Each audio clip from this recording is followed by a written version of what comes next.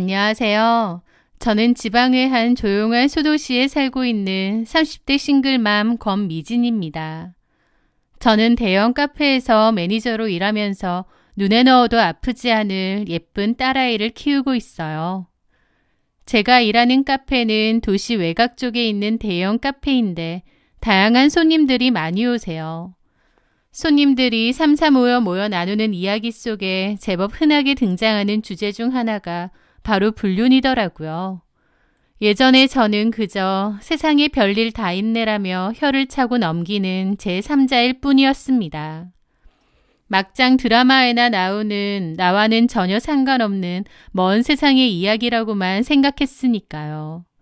하지만 제가 직접 그 기막힌 배신의 주인공이 되어보니 알겠더군요. 불행은 무작위로 그 누구에게도 찾아올 수 있다는 것을요. 그래서 다른 사람의 사정이나 상황에 대해서 함부로 말하지 말라고 하는가 봅니다. 저도 저에게 그런 일이 있을 거라곤 생각지도 못했으니까요. 오늘 제가 들려드릴 이야기는 제 인생에서 가장 지옥 같았던 시간과 그 끝에 찾아온 통쾌한 인과응보에 대한 이야기입니다. 제 전남편의 이름은 송우창이었고 겉보기엔 참 흠잡을 데 없이 완벽한 사람이었습니다. 연애 시절부터 저에게 지극정성이었어요.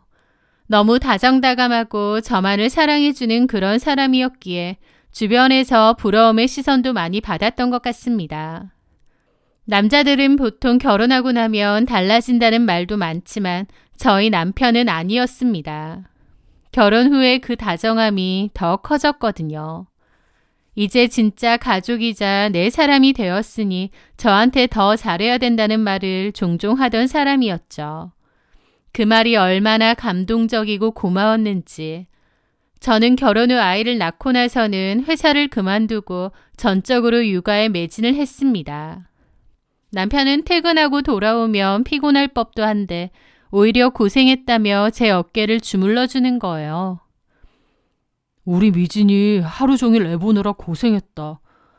본인도 고생했는데 저를 먼저 챙겨주는 남편이었죠.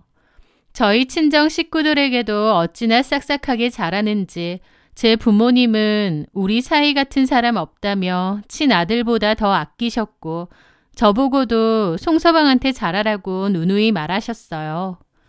주변 지인들도 너는 전생에 나라를 구했냐, 어쩜 저렇게 다정다감하고 말도 예쁘게 하고 착한 남편을 두었냐며 부러워하곤 했습니다. 시댁에서도 저는 사랑받는 며느리였습니다. 주말이면 시부모님은 반찬을 바리바리 싸들고 오셔서는 우리 며느리 고생 많지? 애 보는 게 보통 일이 아니야. 아, 뭘요 어머님. 저 사람이 더 힘들죠. 애 보러 갈래, 밥 매러 갈래 하면 다들 밥 매러 간다 그래. 그만큼 애 보는 게 보통 일이 아니다. 우창아, 설거지는 네가 해라. 우창애미 좀 쉬게. 그렇게 제가 고생한다며 위로해 주시니 너무 감사하더라고요. 눈에 넣어도 아프지 않을 예쁜 딸아이를 기르며 다정다감하고 착한 남편과 함께 사는 평범한 일상. 저에게는 더할 나위 없는 행복이었습니다. 그 행복은 너무나도 견고해 보였기에 앞으로도 계속 그럴 줄 알았어요. 그 행복이 한순간에 무너져 내릴 모래성이었을 줄은 꿈에도 모른 채 말이죠. 정말 아무것도 아닌 아주 사소한 통화 한 통에서 제 행복은 균열이 가기 시작했습니다. 그날은 유난히 아이가 보채서 제가 진땀을 뺐던 날이었어요. 남편은 퇴근하자마자 여보, 고생했어. 내가 씻고 나서 애 재울게. 당신 좀 쉬어. 라고 하더군요. 아니야, 당신 힘들 텐데. 난 괜찮아. 땀을 좀 많이 흘려서 얼른 좀 씻고 나와야겠다. 남편은 서둘러 욕실로 들어갔고 곧이어 시원한 물소리가 들려왔습니다. 저는 혼자서 장난감을 갖고 노는 아이를 보며 잠시 숨을 돌리고 있었죠. 그때였습니다. 거실 탁자 위에 덩그러니 놓인 남편의 휴대폰이 울리더라고요. 무심코 본 액정에는 최연정 후배라는 이름이 떠 있었습니다. 회사 일로 급한 연락인가 싶어 제가 대신 전화를 받았습니다. 그런데 제가 입을 떼기도 전에 수화기 너머에서 애교가 철철 넘치는 여자 목소리가 들려오는 거예요. 오빠, 왜 이렇게 전화를 늦게 받아? 나 카톡 보낸 거 아직 확인 안 했지? 그 순간 저는 제 귀를 의심했습니다. 회사 후배라면서 유부남 직장 상사인 제 남편에게 오빠라니요. 게다가 그 목소리에는 끈적한 애교와 친밀함이 뚝뚝 묻어 있었습니다. 저는 너무 당황해서 굳어 있었는데 수화기 너머의 상대방은 낌새를 챘는지 1초 만에 목소리 톤을 싹 바꿔서 정중하게 묻더군요. 아, 송우창 선배님 아닌가요?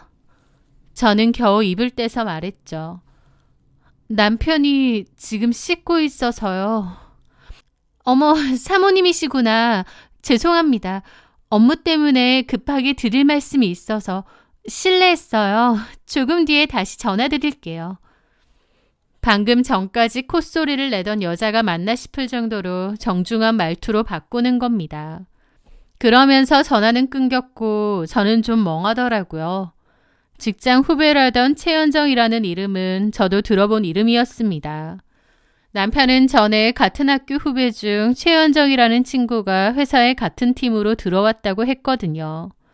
학교 다닐 땐 그냥 인사 정도만 하는 사이였고 친하진 않았는데 공교롭게 같은 회사에 들어왔다고 했죠. 남편은 최연정이 같은 학교 후배다 보니 다른 후배 직원들보다는 좀 더 정이 가는 게 있다고 했고 일도 잘한다고 칭찬을 했던 기억이 났습니다. 학교 후배라고 하니 자기가 좀 더 잘 챙겨줘야겠네 라고 말했었는데 그 후배가 바로 좀 전에 전화한 이 후배인 것 같더라고요. 남편은 샤워를 끝내고 나왔고 저는 굳은 표정으로 말을 했습니다. 좀 전에 최은정 씨한테 전화 왔었는데. 그런데 정말 찰나였지만 남편의 표정이 당황했다가 금세 아무렇지 않게 돌아오는 겁니다. 아, 그래? 자기가 받았어? 뭐래? 회사 일로 전화를 했다는데 근데 자기한테 오빠라고 불러? 오빠라고 그래, 걔가? 남편은 그 말에 아무렇지 않게 웃더라고요. 걔가 좀 그래. 학교에서 부르던 버릇이 어지간히 안 고쳐지나 봐. 회사에서도 한 번씩 실수한다니까. 학교에서 별로 안 친했다며. 근데 학교에서도 오빠라고 불렀다고? 안 친해도 오빠는 오빠니까. 나한테만 그런 게 아니라 내 동기들한테도 다 그랬어, 걔가. 원래 오빠 잘 그러는 애 있잖아. 걔가 그런 애야. 그나저나 무슨 일로 전화를 했지? 회사에 뭐 급한 일 있나? 하면서 제 손에서 폰을 황급히 들고 가는 겁니다. 남편의 말만 들어보면 충분히 그럴 수 있는 일입니다. 친하진 않았다고 해도 어쨌든 가볍게 지냈던 학교 선후배 사이였고 그러면 그때 부르던 습관처럼 남편에게 오빠라고 실수할 수도 있죠. 그런데요, 여자의 촉이라는 게 있잖아요. 잠깐의 통화였지만 그건 절대 실수로 호칭을 잘못 부른 게 아니라는 생각이 들었습니다. 가정적으로만 보이던 남편에게 처음으로 어떤 의심이 생기기 시작한 거죠. 그날 이후 남편의 모든 행동이 현미경을 댄 듯 확대되어 보이기 시작했습니다. 예전 같으면 고생하네 하고 넘겼을 야근이 의심스러워졌고 워크숍이 있어 늦게 들어온다며 나가는 뒷모습도 수상하게 느껴졌죠. 그 전에는 별 생각이 없었는데 막상 의심하는 마음을 품고 보니 남편의 행동에서 미심쩍은 부분이 상당히 많이 보이더라고요. 그중 핸드폰을 손에서 놓지 않는 모습은 특히나 제 의심을 확신으로 만들었죠. 그러던 며칠 뒤였습니다. 남편이 지갑을 두고 출근을 했더군요. 저는 지갑을 챙겨주러 급히 지하주차장으로 내려갔습니다. 남편은 저만치 앞에 있었는데 누군가와 통화를 하며 가고 있는 거예요. 그런데 통화 내용이 다 들렸죠. 그래, 연정아. 조금만 기다려. 오빠가 지금 갈게. 나도 보고 싶지. 너무 사랑해. 남편의 들뜬 목소리와 통화 내용에 심장이 철렁했습니다. 남편은 콧노래를 부르며 차문을 열려고 했고 저는 이성을 잃고 달려가 남편 앞에 섰습니다. 사랑해? 지금 누구한테 사랑한다는 거야? 남편은 소스라치게 놀라며 폰을 바닥에 떨어뜨렸습니다. 얼굴이 사색이 되어 말까지 더듬더군요. 저는 바닥에 떨어진 폰을 주워 통화 목록을 확인하려 했지만 남편은 제 손목을 낚아채며 필사적으로 막았습니다. 미진아, 진짜 오해야. 그냥 가볍게 장난친 거라고. 남편은 폰을 주우려는 저를 온몸으로 수비하며 자기 폰을 사수하는 겁니다. 오해라면 내놔봐. 어디 한번 보게. 왜 이래. 그런 거 아니라니까. 내가 모를 줄 알았어? 걔지, 최연정. 무슨 소리야. 최연정이 왜 나오는데? 그러니까 핸드폰 내놔봐. 누구랑 통화했는지 보자. 그 순간 남편은 통화 목록을 지우려고 했고 저는 잽싸게 폰을 뺏었습니다. 네, 역시나 최연정 맞더군요. 그걸 보는데 기가 막혀 헛웃음이 절로 나오는 겁니다. 저는 내친김에 카톡까지 들어가 봤는데 둘은 불륜 사이가 맞더군요. 최연정이랑 그렇고 그런 사이 맞네. 통화에서 오빠니 뭐니 연병할 때 알아봤다. 둘이 그렇고 그런 사이인 거 맞았네. 당신 참 무서운 인간이다. 잘도 속였네? 모든 것을 다 들킨 남편은 바로 태세 전환을 하더니 주차장 바닥에 무릎을 꿇었습니다. 자기야, 미안해. 내가 미쳤었나 봐. 다신 안 그럴게. 호기심이었어. 그러면 안 되는데 어쩌다 보니. 자기야, 한 번만 봐줘. 우리 세아 봐서라도. 그 입으로 들어온 우리 세아 얘기도 하지 마. 네가 세아 생각했으면 회사 후배년이랑 이런 짓거리를 했겠니? 자기야, 제발 한 번만 봐줘. 저는 정말 피눈물이 났습니다. 사랑하고 믿었기에 그 배신감이 더 컸죠. 마음 같아선 당장이라도 이혼 도장을 찍고 싶을 지경이었습니다. 하지만 돌도 되기 전인 어린 딸아이가 눈에 밟혔습니다. 딸아이를 생각하면 차마 이혼까지 못하겠더라고요. 물론 지금 돌이켜 생각해보면 정말 딸아이를 위해서라기보다 제가 남편하고 이혼까지 갈 마음은 없었던 것 같기도 합니다. 제가 남편하고 헤어질 자신이 없었던 거죠. 너무 피눈물이 났지만 결국 참고 남편을 용서하기로 했습니다. 다시는 그 여자를 만나지 않겠다는 각서까지 받고 말이죠. 하지만 그 후로도 저는 너무 심적으로 힘들었고 괴로웠습니다. 원래 술을 즐기지 않는 사람인데 그맘때 술도 많이 먹을 정도였죠. 지푸라기라도 잡는 심정으로 어머님께 이 사실을 알리고 도움을 청했습니다. 어머님 앞에서 펑펑 눈물을 쏟았고 어머님도 너무 미안해 하시더라고요. 미안하다. 내가 아들놈 교육을 잘못 시켰어. 내가 정말 미안해. 저는 어머님의 그 말과 행동이 진심인 줄 알았습니다. 저한테 정말로 미안해 하시는 줄 알았어요. 하지만 그게 다 가증스러운 연기였다는 걸 알게 된 건 얼마 지나지 않아서였습니다. 저희 부모님이 시부모님께 드리라고 한 게 있어서 우연히 시댁에 들렀는데요. 현관문이 열려 있더라고요. 그래서 별 생각 없이 안으로 들어가려는데 어머님이 거실에서 친구와 통화를 하고 계신 거예요. 아유, 말도 마. 며느리가 얼마나 공 같으면 우리 우창이가 밖으로 돌겠어. 애 낳고 퍼져서 살도 안 빼고 가꾸질하느니 내 아들도 딴 생각 들지. 그래 놓고 뭘 잘했다고 내 앞에서 와서 질질 짜는데. 솔직한 말로 너는 뭐 잘한 거 있느냐. 그러려다 말았다니까. 그 순간 저는 망치로 뒤통수를 얻어맞은 것 같았습니다. 제 앞에선 아들 잘못 키웠다고 그렇게 울고 미안하다고 하셨는데 어머님의 진심은 따로 있었으니까요.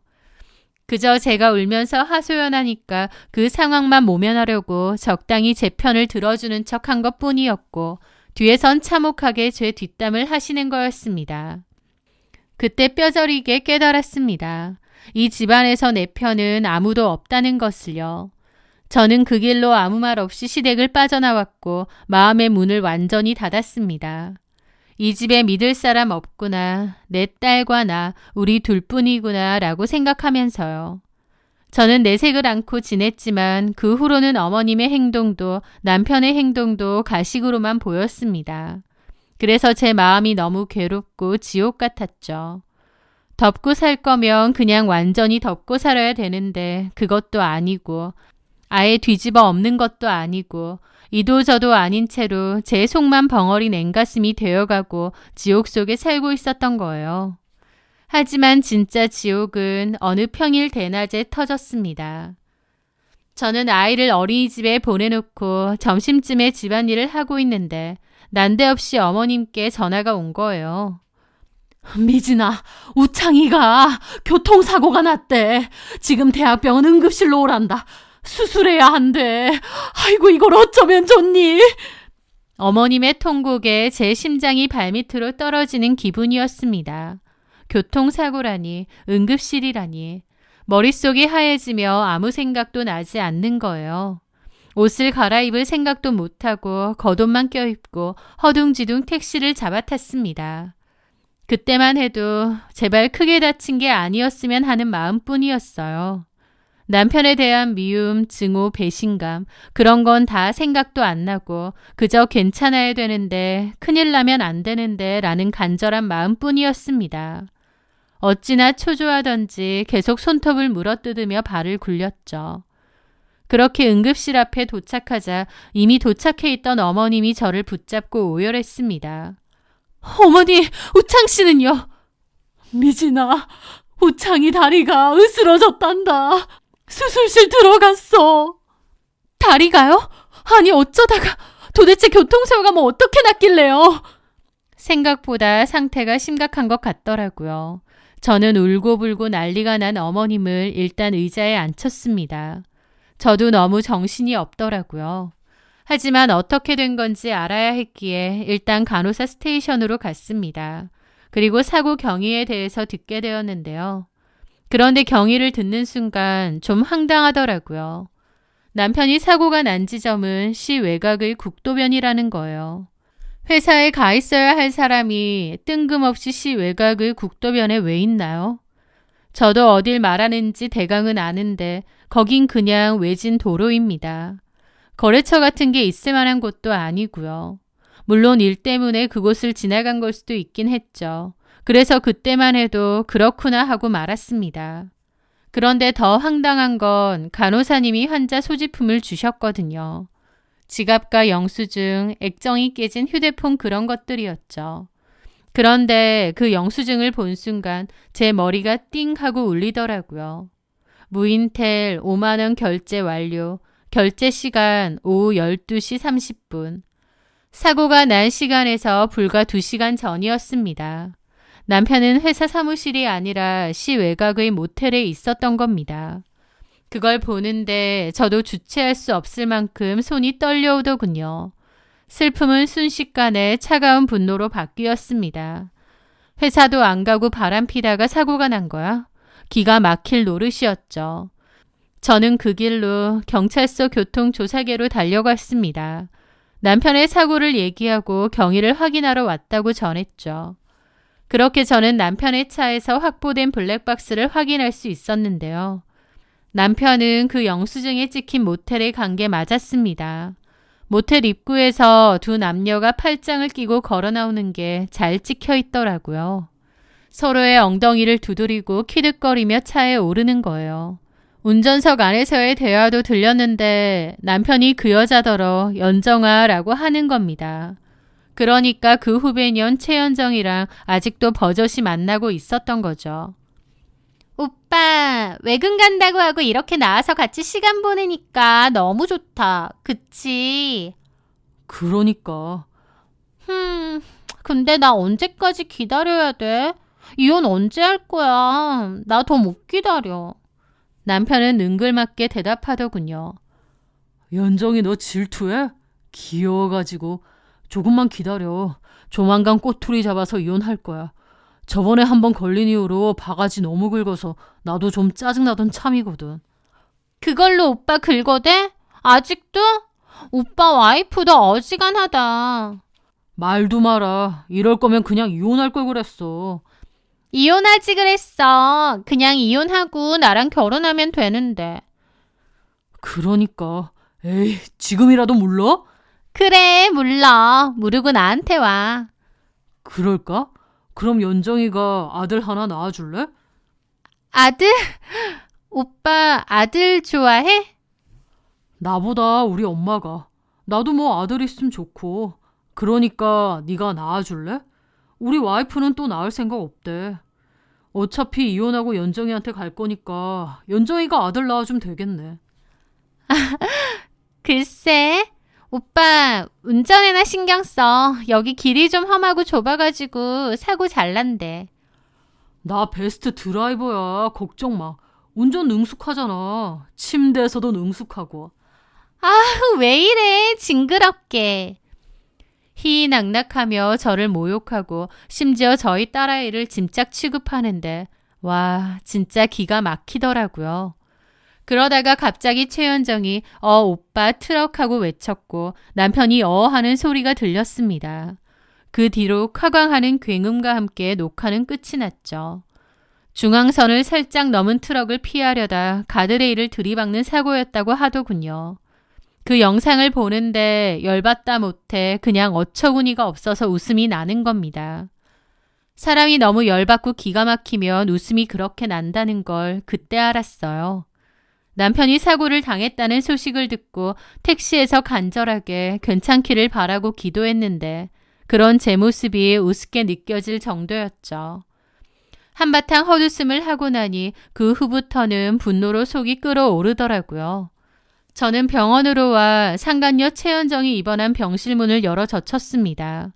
크게 다친 남편과 달리 최연정은 가벼운 타박상만 입었다고 하더군요. 최연정은 제가 병실로 들어가자 놀란 눈치더라고요. 누구세요? 누구겠니? 너랑 바람핀 송우창 와이프겠지. 최연정은 당황한 얼굴로 눈도 잘 못 쳐다보더라고요. 블랙박스에서 너랑 송우창이랑 하는 말 잘 들었다. 오빠 언제 이혼하냐고 잘도 떠들어대더니 왜 지금은 쥐 죽은 듯이 가만히 있니? 최연정은 입을 꾹 다물고 당황한 얼굴로 눈알만 굴리더라고요. 송우창이랑 결혼하게 이혼해달라고 했지. 그래, 너 가져라. 쓰레기가 그렇게 갖고 싶다는데 내가 줘야지. 너랑 송우창이랑 하라는 일은 안 하고 외근 핑계대고 불륜질하다가 사고 난 거 그건 내가 회사에다 잘 얘기해 줄게. 그 말에 최연정은 놀란 눈으로 저를 보더라고요. 그리고 상간소송도 할 테니까 위자료 똑바로 내. 그거 내고 송우창 당장 데리고 가. 알았니? 저는 그렇게 쏘아붙이고 병실 밖으로 나왔습니다.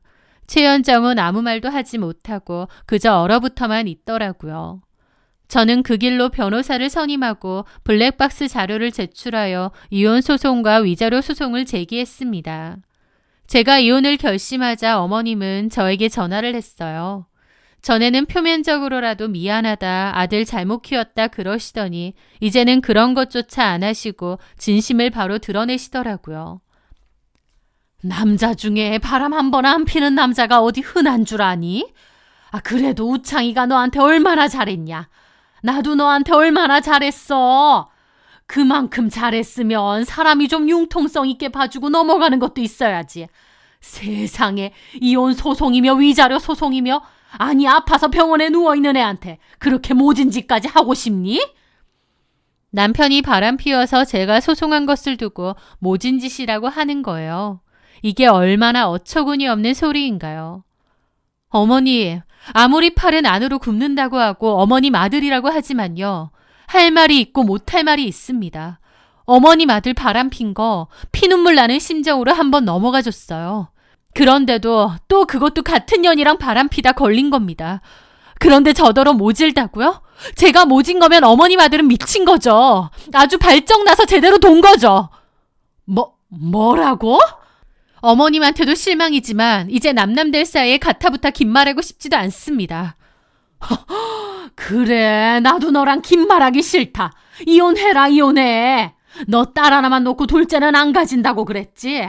나 사실 그것도 마음에 안 들었다. 우리 집 송기하고 아들 하나 있어야 되는데 네가 딱 잘라서 딸 하나만 낳고 안 낳는다고 해서 솔직히 괘씸했어. 연정이 걔가 어쨌든 너보다 훨씬 젊고 건강하니까 걔랑 재혼시켜서 아들 딸 낳고 잘 먹고 잘 살면 그만이야. 나야 더 젊고 예쁜 며느리 들어오는데 뭐가 걱정이니? 이혼하는 거 너나 후회하지 마라. 후회할 일 없을 것 같은데요. 말씀하신 대로 상간녀 며느리 얻어서 알콩달콩 잘 살아보세요. 아들 딸 낳고. 그 아들, 딸들이 부모가 어떻게 만났는지 알면 참으로 자랑스러워하겠네요. 다시는 전화하지 마세요. 이만 끊습니다. 저는 차갑게 일갈하고 전화를 끊어버렸습니다. 그 후 소송은 진행되었고 1년 만에 이혼 확정이 되고 위자료 소송도 끝이 났습니다. 남편의 유책 사유를 완벽하게 입증해 양육권과 위자료를 모두 받아냈죠. 최현정에게도요. 그 두 인간들은 어떻게 됐냐고요? 저는 바로 그 회사에 남편과 최현정의 사내 불륜 및 근무 시간에 사적으로 시간을 쓴 사실을 알렸습니다. 불륜을 저지르는 건 어찌 보면 직원 개인의 사생활이라 회사에서 터치할 수 없지만 근무 시간에 딴짓하고 회사 내에 물을 흐리는 행동은 명백히 잘못한 거죠. 그 둘은 징계를 당했고 회사에는 소문이 다 났다고 했습니다. 그러면서 결국 회사도 그만두게 되었고 소문이 너무 파다하게 퍼져 동종업계로 일을 구하는 것도 쉽지가 않았죠. 그리고 무엇보다 전 남편은 병원 생활을 길게 하면서 재취업을 할 기회를 놓치기도 했습니다. 다리 한쪽의 신경이 영구 손상되면서 다리 하나를 쓰지 못하게 된 거죠. 재활 치료를 계속 해야 했기에 당연히 회사도 들어갈 수 없었을 테고요. 하지만 진짜 반전은 상간녀 최현정의 정체였습니다. 제 남편더러 자기랑 언제 결혼할 거냐 어쩌고 하더니 알고 보니 과거에 한 번 결혼을 했고 이혼까지 했던 이혼녀였더라고요. 게다가 그때 영구 불임 수술까지 받아서 애초에 아이를 가질 수 없는 몸이었다는 거예요. 그 사실을 알고 보니 최현정 며느리로 들여서 아들, 딸 낳겠다고 했던 전 시모의 말이 너무 한심하게 느껴지더라고요. 전 남편이 회사에서 나오면서 그나마 받은 퇴직금으로 자기랑 상간녀 최현정의 위자료를 대신 납부했는데요. 정작 최현정은 그 후 전 남편에게 헤어짐을 고했다고 하더라고요. 직장도 잃고 장애까지 얻게 된 전 남편을 건사하기 싫어진 거겠죠. 돈도 직장도 건강도 그리고 사랑이라고 믿었던 여자도 잃은 전 남편. 들리는 소문엔 전 남편이 매일 술에 취해 신세를 한탄하며 산다고 하더군요. 저는 이혼 후 카페 매니저로 취업을 했고 열심히 일하며 아이도 키우고 있습니다. 전 남편의 첫 번째 외도를 눈감아주고 지옥 같은 심정으로 살았는데 지금의 저는 훨씬 홀가분하고 마음이 편안하네요. 어떤 분들은 이혼녀의 싱글맘인 제 처지를 딱하게 여기실지도 모릅니다. 하지만 저는 지금이 그 어느 때보다 행복합니다. 곤히 잠든 딸아이의 얼굴을 바라볼 때, 카페에서 손님들에게 향긋한 커피를 내어드리며 웃음을 주고받을 때, 그리고 퇴근 후 친정 부모님과 둘러앉아 따뜻한 밥 한 끼를 먹을 때, 그 소소하고 평범한 일상이 얼마나 소중하고 감사한지 지옥 같았던 그 시간을 지나오고 나서야 비로소 깨달았거든요. 제 곁에는 저를 좀먹던 거짓된 사랑도 저를 올가매던 가식적인 관계들도 이제 없습니다. 대신 저를 진심으로 아껴주고 사랑해주는 진짜 내 사람들만 남았죠. 남의 눈에 피눈물을 흘리게 하면 본인의 눈에서 피눈물이 나온다는 말, 그들의 몰락을 지켜보며 뼈저리게 확인했습니다. 혹시 지금 이 순간에도 믿었던 사람의 배신으로 힘겨운 시간을 보내고 계신 분들이 있다면 부디 무너지지 마세요. 어두운 터널 끝에는 반드시 눈부신 햇살이 기다리고 있을 테니까요. 지금까지 제 긴 사연 들어주셔서 감사합니다.